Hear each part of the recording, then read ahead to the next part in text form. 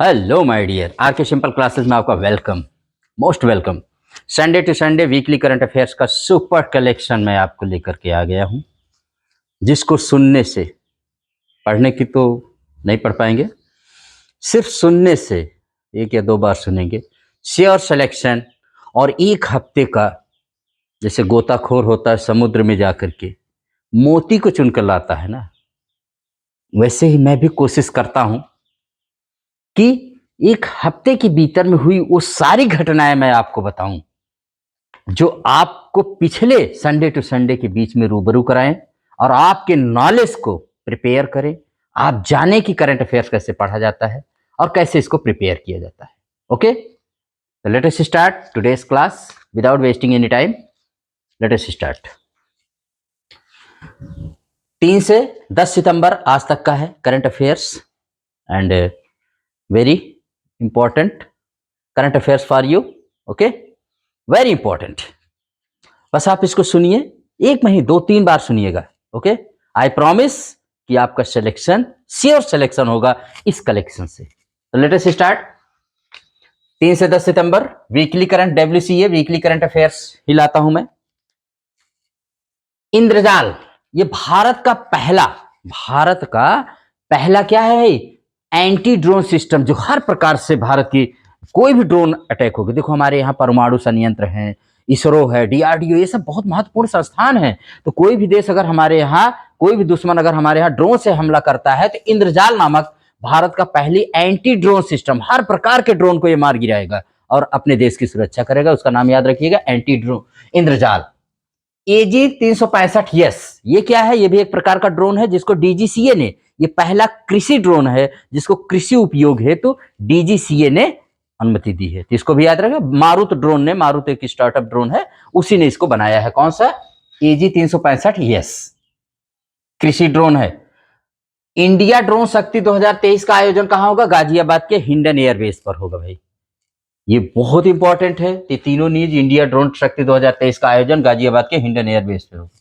और 5 सितंबर भी बीता है, टीचर्स डे मनाया गया। डॉक्टर राधा कृष्णन की जन्म तिथि को हम लोग मनाते हैं, जन्म दिवस को।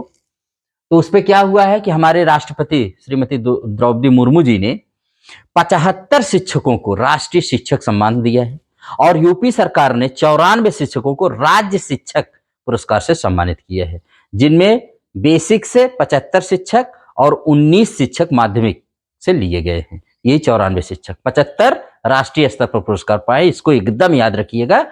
ये भी हो गया। मनोज सिन्हा जो लेफ्टिनेंट गवर्नर है जम्मू कश्मीर को, उन्होंने जम्मू विश्वविद्यालय की स्थापना दिवस पर कम्युनिटी रेडियो का वहां पर उद्घाटन किया। फर्स्ट टाइम वहां पर हुआ है जम्मू में, ऐसा कम्युनिटी रेडियो के उद्घाटन किया गया है। तो वेरी इंपॉर्टेंट। मोहन बागान ने ईस्ट बंगाल को हराकर, फुटबॉल में डूरंड कप बहुत पूछा था, तो डूरंड कप 2023 को कौन जीता है? मोहन बागान ने जीता है। किसको हराकर? ईस्ट बंगाल को हराकर। एक उमियाम झील है, बहुत चर्चा में है इस समय, उमियाम झील, मेघालय तो आप जानते हैं, मेघालय का अर्थ होता है मेघों का देश, मेघों का घर। तो वहां उमियाम झील, जो उमियाम नदी पर बांध बनाया जा रहा था, ये झील बन गई। ये विश्व की सबसे मशहूर पर्यटक स्थल अपने भारत की मेघालय, उमियाम झील है मेघालय में। अब इसकी सफाई, ये गंदगी इसमें बहुत ज्यादा हो गई, तो इसकी सफाई AI, आर्टिफिशियल इंटेलिजेंस रोबोट के द्वारा की जाएगी। एक ऐसी नाव बनाई जाएगी जो इसकी सारी सफाई को करेगा। तो ये जानते रहिएगा, उमियाम झील, ठीक है। काकरापार परमाणु संयंत्र, ये गुजरात में है और ये अपनी फुल यूनिट से, अपने स्वदेशी फुल यूनिट से, ये अपनी क्षमता से 700 मेगावाट इसने कार्य करना शुरू कर दिया है। तो काकरापार परमाणु संयंत्र कहाँ है? गुजरात में है, जानते रहिएगा। मोरक्को साउथ अफ्रीका महाद्वीप का एक देश है, उत्तरी अफ्रीका में। यहां पर भूकंप आया है भी और इसमें हजारों लोग मर गए हैं। तो आप इसको जानते रहिए, मोरक्को। क्या जानना है आपको? तो मोरक्को की राजधानी रबात है, यहाँ की मुद्रा दिरहम है और भाषा यहाँ की अरबी है। मोरक्को को जानते रहिए, भूकंप से पीड़ित बहुत सारे लोग यहाँ पर मर गए हैं। Street child world cricket cup का आयोजन चेन्नई में होगा। Street child world cricket cup Chennai में। गति शक्ति विश्वविद्यालय वडोदरा ने एयरबस इंडिया के साथ एक MOU साइन किया है, इसको भी जानते रहिएगा। भारत का पहला यूपीआई एटीएम लॉन्च करने वाला कौन सी संस्था है, कौन सी है भाई? तो हिटैची पेमेंट सर्विस, इसने पहला यूपीआई एटीएम जारी किया है। 19वें आसियान खेलों का ऑफिशियल स्पॉन्सर कौन है? अमूल।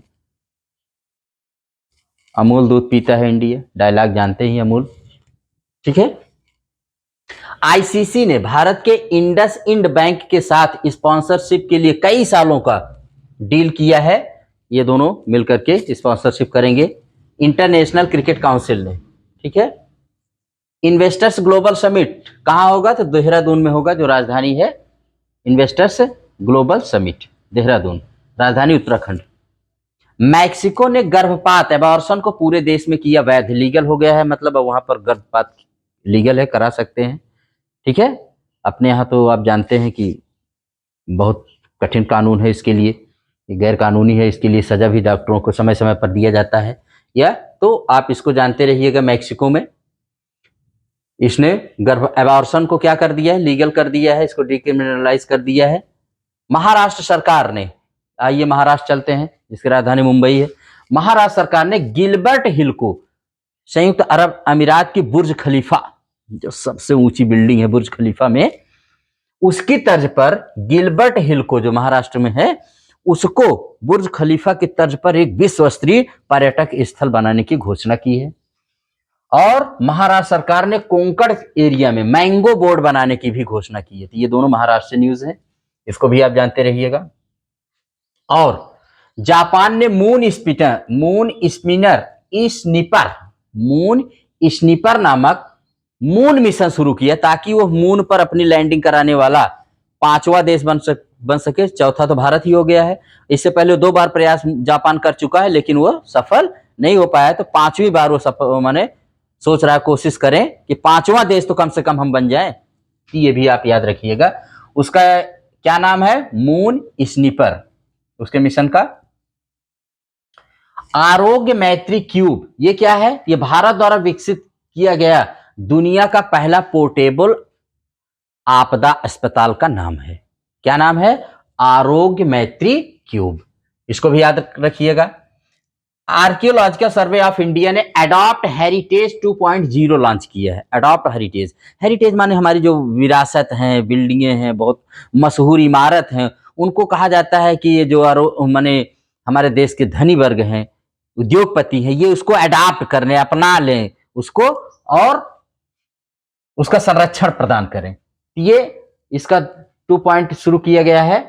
और इसी ने इंडियन हेरिटेज नामक एक मोबाइल ऐप भी जारी किया गया है। ये 2017 में शुरू किया गया। अडॉप्ट हेरिटेज 2017 में शुरू किया गया। कल्चर मिनिस्ट्री ऑफ टूरिज्म और स्टेट व यूटी गवर्नमेंट के द्वारा 2017 में शुरू किया गया ये प्रोग्राम था। इसके जरिए कहा गया था, क्या कहा गया था भाई? पर्यटन स्थल को लेकर के इसने कहा अपनी धरोहर अपनी पहचान, इसी के तहत इसको लागू किया गया था। तो आप याद रखिए, अडॉप्ट हेरिटेज 2.0 लॉन्च किया गया है। देखिए, इसके जरिए सीएसआर होता है, कारपोरेट सीएसआर के जरिए इसमें क्या किया जाता है भाई? कारपोरेट इस रिपोर्ट होती है, रिस्पॉन्सिबिलिटी होती है, कारपोरेट सेक्टर रिस्पॉन्सिबिलिटी सीएसआर के जरिए उद्योगपतियों को दिए जाते हैं और उसकी रक्षा करते हैं, ठीक है, इसको जानते हैं। सांची जो विश्व धरोहर स्थल है, इसने आईआईटी कानपुर की मदद से, जो मध्य प्रदेश के रायसेन जिले में है, यह भारत का पहला सौर शहर बना है। कौन? सांची। सांची स्तूप बहुत मशहूर है, बहुत पूछा जाता है सांची स्तूप। तो मध्य प्रदेश के रायसेन जिले में आईआईटी कानपुर से भारत का पहला सोलर सिटी बना है। Very very important, super important है, इसको भी आप जानते रहिएगा, वेरी इंपॉर्टेंट है। आरबीआई ने बंधन बैंक को पेंशन वितरण हेतु किया अधिकृत, माने अब बंधन बैंक पेंशन का भी डिस्ट्रीब्यूशन कर सकती है, लेकिन रेलवे, डाक और सुरक्षा कर्मियों को छोड़ करके बाकी नागरिक विभाग के जितने कर्मचारी हैं उनका ये कर सकती है। शिवाजी का बघनक इंग्लैंड से लाया जाएगा वापस। तो जानिए, बघनक वो है जिसको शिवाजी ने पहन करके किसको मारा था भाई? तो उन्होंने, एक बीजापुर के सुल्तान का सेनापति था जो कहा था कि मैं शिवाजी को मार के ही आऊंगा और या तो आपके अधीन कर दूंगा। उसका नाम था, क्या नाम था भाई? अफजाल खान। तो वो आया था धोखे से, जब गले मिला तो उसने खंजर से शिवाजी के पीठ पर वार करने की कोशिश की। तो शिवाजी ने बाघनक पहना था, जो इस अंगुली में और इस अंगुली में पहना जाता है, उसके बाद कांटे निकले होते हैं। उसी से उसके पूरे शरीर को फाड़ दिया था 2 भागों में और उसको मार डाला था मोहम्मद अफजाल को। तो ये बाघनक जो था उनका, इस समय इंग्लैंड के लंदन में एक लाइब्रेरी है जिसका नाम है विक्टोरिया एंड एल्बर्ट म्यूजियम। तो वहां से महाराष्ट्र सरकार इसको लाने की कोशिश कर रही है। नवंबर 2023 तक या इस साल के अंत तक ये बघनक आ जाएगा। बहुत अच्छी बात है। ये बघनक जेम्स ग्रांट डफ को दिया गया था 1818 में, और 1824 में जो इंग्लैंड गए तो इसको उस म्यूजियम में रख दिया। तो जानते रहिएगा, बघनक बहुत मशहूर है। बाघ के नाक जैसा लोहे का बना होता है, स्टील का, बहुत मजबूत होता है, इससे किसी को भी आप फाड़ सकते हैं। सवेरा योजना, ये यूपी के प्रयागराज पुलिस द्वारा वरिष्ठ नागरिकों के सहायता के लिए शुरू की गई एक योजना है, सवेरा योजना। नभमित्र, ये इसरो द्वारा विकसित मछुआरों की सुरक्षा के लिए विकसित किया गया एक यंत्र है, वेरी इंपॉर्टेंट है। नभमित्र जानते रहे। अंतरराष्ट्रीय एरो स्पेस सम्मेलन कहाँ होगा? ग्वालियर के मध्य प्रदेश में होगा। गुजरात ने 27% आरक्षण ओबीसी को स्थानीय सरकार में, स्थानीय स्वशासन में देने का फैसला किया है, ये भी आप जानते रहिएगा। और त्रिपुरा ने शहरी क्षेत्रों में पिंक टॉयलेट बनाने की घोषणा की है। तो पिंक टॉयलेट क्या होते हैं? जो महिलाओं द्वारा, मैंने कहा पिंक जितने भी शब्द आते हैं सब महिलाओं के द्वारा यूज किए जाते हैं। तो आप जानते रहिए भाई, देखो महिलाओं के लिए बड़ी प्रॉब्लम होती है। कहीं पर भी महिलाएं शहर में जाती हैं तो उनके लिए टॉयलेट की बड़ी प्रॉब्लम होती है। तो त्रिपुरा शहर ने महिलाओं के लिए पिंक टॉयलेट बनाने की घोषणा की है, ये भी आप जानते रहिएगा, वेरी इंपॉर्टेंट है। एनपीसीआई ने यूपीआई के प्रति माह 100 बिलियन का लक्ष्य रखा, कि 100 बिलियन का लेन देन अगर प्रति माह होता है, उसका लक्ष्य पूरा करने के लिए इसने दिया है। और आईआईटी मद्रास के साथ एआई फॉर भारत से इसने भाषा संबंधी, अब तो यूपीआई में आप बोल दीजिए, जैसे हम लोग पूरा पिन डालते हैं, डालने की जरूरत नहीं, आपको 500 देना, 500 दीजिए, बस 500 आपने कहा है तो 500 रुपये वो कट जाएगा उसका। माने ये हेलो बोल करके, आप सिर्फ भाषा आप बोल करके भी अब यूपीआई से कर सकते हैं, ऐसा उसको सक्षम बनाया जा रहा है। एनपीसीआई ही यूपीआई को चलाता है, वही इसकी नोडल एजेंसी है एक तरह से, तो आप इसको जानते रहिए। एनपीसीआई का फुल फॉर्म होता है national payments corporation of India, और इसी का ही प्लेटफॉर्म है यूपीआई, जिसको कहते हैं यूनिफाइड पेमेंट्स इंटरफेस। बहुत बड़ा लेन देन है, पूरा भारत इसको यूज कर रहा है, पूरा विश्व इसको लोहा मानता है, पूरा विश्व इसमें भारत के सामने इस यूनिफाइड पेमेंट सिस्टम यूपीआई के सामने नतमस्तक हो गया है। बहुत ही ज्यादा डिजिटल लेन देन का साधन है। भारत के पहले अंडरग्राउंड ट्रांसफार्मर का अनावरण बंगलौर में किया गया, यानी अब ट्रांसफार्मर ऊपर नहीं जमीन के नीचे लगेंगे, बंगलौर में ऐसा हो गया है, बिजली विभाग ने करके दिखाया है। तो बहुत अच्छा, शहरों में तो आए दिन देखते हैं सब जगह ट्रांसफार्मर लगे हुए, इससे चलने वालों को तमाम प्रॉब्लम होती है, बहुत सारी प्रॉब्लम इससे दूर होंगी आने वाले समय में। और देखिए भाई, राष्ट्रपति जी ने आंध्र प्रदेश के पूर्व मुख्यमंत्री एनटी रामा राव के स्मृति में 100 रुपए का सिक्का जारी किया है, ये भी आप जानते रहिएगा। और उसी एनटी रामा राव के ही खानदान के हैं ये जूनियर एनटीआर, जो RRR में हीरो नहीं है, वो इन्हीं के ही उससे हैं। और आंध्र प्रदेश के पूर्व सीएम चंद्रबाबू नायडू को सीआईडी ने स्किल स्कैम, कौशल विकास से संबंधित घोटाले में, उसके लिए पैसा आया था 371 करोड़ का घोटाला बताया जा रहा है, इसमें ये गिरफ्तार किए गए हैं। चंद्रबाबू नायडू को कौशल विकास, स्किल स्कैम में इनको गिरफ्तार किया गया है। यूनेस्को ने एआई, आर्टिफिशियल इंटेलिजेंस के यूज को लेकर विश्व के देशों से इसको कहा कि इसके लिए एक रेगुलेशन बनाइए, नियम कानून बनाइए। अभी यूनेस्को ने कुछ समय पहले मोबाइल के भी यूज पर रोक लगाई थी, कि बच्चों को इतना ही मोबाइल यूज करने दी जितने की जरूरत है, क्योंकि बच्चे बहुत ज्यादा स्कूल में या सब जगह मोबाइल फोन यूज कर रहे हैं। उससे संबंधित और एआई से संबंधित यूनेस्को ने पूरे विश्व से अपील की है कि इसके यूज को रेगुलेट किया जाए। मालवीय मिशन तो बहुत इंपॉर्टेंट है, मालवीय मिशन एकदम नया मिशन स्टार्ट किया गया, हालांकि इसकी शुरुआत तो बहुत पहले हुई थी, 2014 में ही मोदी जी ने किया था, लेकिन मालवीय मिशन को अब पूरी तरह से यूजीसी द्वारा बनाया गया शिक्षकों को ट्रेनिंग देने हो, टीचर्स ट्रेनिंग प्रोग्राम है मालवीय मिशन, जिसका उद्घाटन हमारे देश के शिक्षा मंत्री धर्मेंद्र प्रधान द्वारा किया गया नई दिल्ली में। और दूसरा काम उन्होंने क्या किया, एनसीईआरटी के 63वें स्थापना दिवस 1961 में एनसीईआरटी की स्थापना हुई थी, उसके 63वें स्थापना दिवस पर एजुकेशन मिनिस्टर ने इसको डीम्ड टू बी यूनिवर्सिटी का दर्जा दे दिया। डीम्ड टू बी यूनिवर्सिटी मतलब भविष्य में यूनिवर्सिटी, अभी यूनिवर्सिटी डीम्ड यूनिवर्सिटी का दर्जा दिया गया है।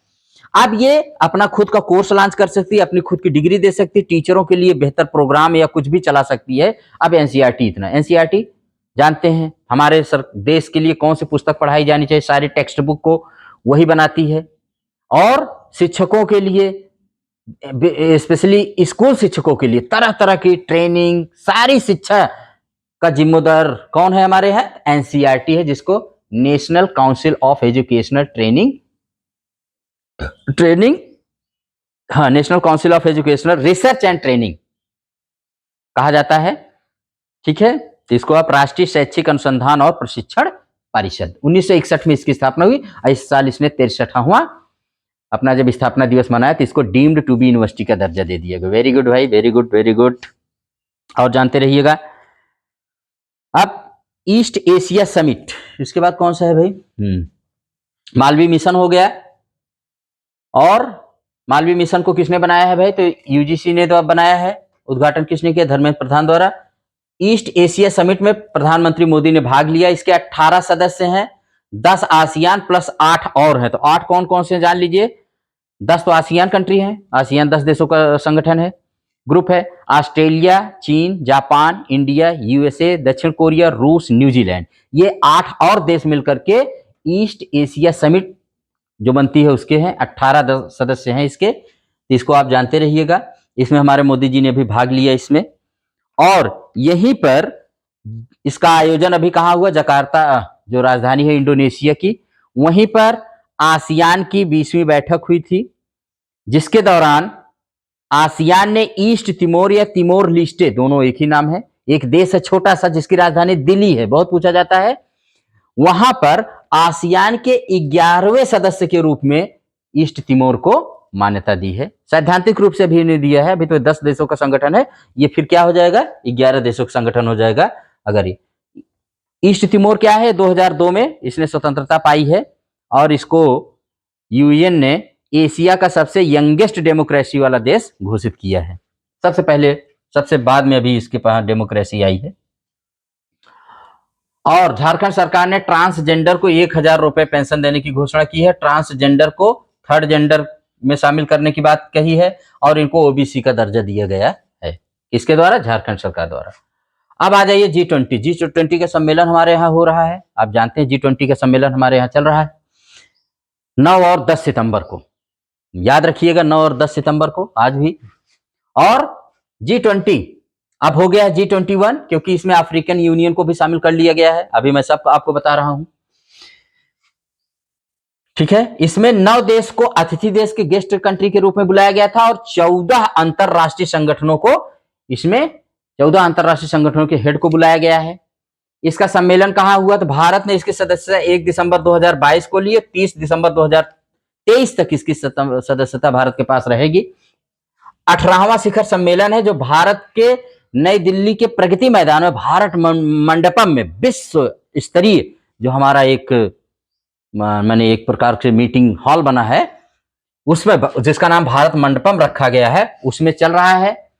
और इसमें अब इसमें क्या है? पहले ये 19 देश और यूरोपियन यूनियन से बना हुआ था जिसमें 27 देश हैं। अब ये हो गया G21 बराबर हो जाएगा क्या भाई? 19 देश, एक यूरोपीय यूनियन जिसमें 27 देश हैं और एक अफ्रीकी यूनियन जिसमें 55 देश हैं। अब इसको कहा जाएगा G21। और भारत के 60 स्थानों पर 200 से अधिक इसमें मीटिंग की गई है। दिल्ली डिक्लेरेशन की घोषणा हुई है जिसमें one earth, one family, one future के बारे में 83 बिंदुओं पर निर्विरोध सारे सदस्यों ने इसको मान लिया है। और ये जो हमारा वसुधैव कुटुंबकम है, इसका थीम जो ली गई थी वो उपनिषद से ली गई है, इसको आप जानते रहिएगा। और भारत मंडपम के सामने एक नटराज प्रतिमा लगाई गई है जो भगवान शंकर की है। और इसमें बता रहे हैं नटराज प्रतिमा, नटराज तो भगवान शंकर को, कहीं कहीं श्री कृष्ण को भी कहा जाता है, लेकिन भगवान शंकर के सामने ये अष्ट धातु से बनी हुई है, मतलब सबसे महंगी जो होती है प्रतिमा या मूर्ति जो होती है वो अष्टधातु से होती है। इसमें 75% तांबा होता है, बाकी और धातुएं होती हैं। 7 महीने में इसको रिकॉर्ड राधा कृष्णन स्थापति जो तमिलनाडु के हैं उन्होंने तैयार किया था। और किसने तैयार करवाया? तो मिनिस्ट्री ऑफ संस्कृति मंत्रालय के इंदिरा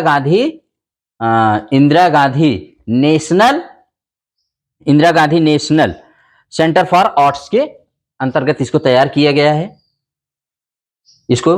और इसमें जो ये हैं राधा कृष्ण स्थापति जिन्होंने इसको तैयार किया है वो 34 पीढ़ियों से यानी चोल साम्राज्य से उनके खानदान के लोग मूर्ति बनाते चले आ रहे हैं। तो नटराज प्रतिमा जानते रहिएगा, ये भारत की सबसे लंबी टालेस्ट अष्टधातु की मूर्ति है, इसको भी आप जानते रहिएगा, वेरी इंपॉर्टेंट है। नटराज प्रतिमा हो गया, इसका 27 फीट लंबा है, 18 टन ये वजन है। उसके बाद ये भारत मंडपम शब्द जो लिया गया है ना, ये कर्नाटक के एक मशहूर संत थे, सामाजिक कार्यकर्ता थे, बहुत बड़े ब्राह्मण संत थे, लेकिन उन्होंने समाज के निचले तबकों के लिए बहुत बड़ा काम किया था। और उन्होंने एक अनुभव मंडपम बनाया था जिसमें सारी समस्याओं से लोग बैठ करके अपने दूर किया करते थे। तो उन्हीं अनुभव मंडपम के नाम पर इस प्रगति मैदान में बने मीटिंग हॉल को क्या नाम दिया गया है? भारत मंडपम। G20 शेरपा हमारे यहाँ कौन है भारत में? अमिताभ कांत हैं। और इसकी पूर्व संध्या पर G20 की 18वीं शिखर सम्मेलन की पूर्व संध्या पर भारत ने भारत लोकतंत्र की जननी, India the mother of democracy, ये G20 की पूर्व संध्या पर संस्कृति मंत्रालय द्वारा जारी किया गया पोर्टल है जिसमें भारत का इतिहास सिंधु घाटी सभ्यता से लेकर के 1952 में जब पहली बार देश में लोकतंत्र का चुनाव हुआ तब तक की बात बताई गई है। तो बहुत अच्छा, इसको आप याद रखिएगा, वेरी वेरी इंपॉर्टेंट है ये। अब चलते हैं थोड़ा सा, तो 2022 में G20 की अध्यक्षता इंडोनेशिया के पास थी, 23 में भारत के पास है, 24 में ब्राजील के पास होगी। और अफ्रीकी यूनियन के अध्यक्ष जो है अजाली असोमनी को कल हमारे विदेश मंत्री जी ने लाया और G20 के एक कुर्सी में बैठा दिया। मतलब आप G20 के अभी 21वें सदस्य बन गए हैं। आइए, और 2002 में अफ्रीकी यूनियन बना था, ये 55 देशों यानी पूरा अफ्रीका महाद्वीप में जितने देश हैं सब इसके सदस्य हैं। 55 देशों का एक ग्रुप है। इसका हेडक्वार्टर अदिस अबाबा है जो इथियोपिया की राजधानी है। ये 2002 में बना था। यही आप इसके शामिल होने से G21 हो गया। अब इसके पहले आप देखें एक यूनियन और था, यूरोपीय यूनियन, जो 27 देशों का ग्रुप है। तो अब इसके हम चलते हैं अगला। तो G20 से इतने ही संबंधित क्वेश्चन हैं, और भी अगर होंगे तो आप इसको जानते रहिएगा, समय समय पर हम आपको जरूर बताते रहेंगे। दिल्ली डिक्लेरेशन मैंने बता ही दिया, घोषणा हो जाएगी, इसमें बहुत सारी बातें आपकी मानी जाएंगी। और उसके बाद क्या है भाई, इगोई सेमुक क्या है? तो ये डायनासोर की एक प्रजाति है, अभी इसके शोधकर्ताओं ने खोज किया है। STT-40 हिंदुस्तान टर्बो ट्रेनर जो कि एक बेसिक ट्रेनर एयरक्राफ्ट है। STT-40 है तो एक एयरक्राफ्ट है, ठीक है, इसको जानते रहिए। इसका नाम है फुल फॉर्म है हिंदुस्तान टर्बो ट्रेनर जो कि बेसिक ट्रेनर एयरक्राफ्ट है। वरुण नौसेना अभ्यास भारत और फ्रांस के बीच ये होता है, अरब सागर में संपन्न हुआ, 1993 में शुरू हुआ था, 21वां संस्करण इसका भी हुआ है। चेरियल स्क्रॉल पेंटिंग, ये तेलंगाना की मशहूर पेंटिंग है जिसको GI टैग 2007 में मिला है। और इसको किसको दिया जाएगा? ये सब गिफ्ट में दिया जा रहा है जो G20 के प्रमुख देशों के उनकी पत्नियां, उनके जीवन साथी आएंगे, उनको दिया जा रहा है। ये चेरियल स्क्रॉल पेंटिंग जानते हैं। GI टैग मिला है अभी देखो तमिलनाडु के सालेम जिले के सालेम साबुदाना को, और उड़ीसा के रायगढ़ साल को, इसको अभी प्रोसेस में है, जल्दी इसको मिल जाएगा। और उड़ीसा के कोरापुट जिले के काला जीरा चावल को ये मिला हुआ है, ये मिल चुका है। लेकिन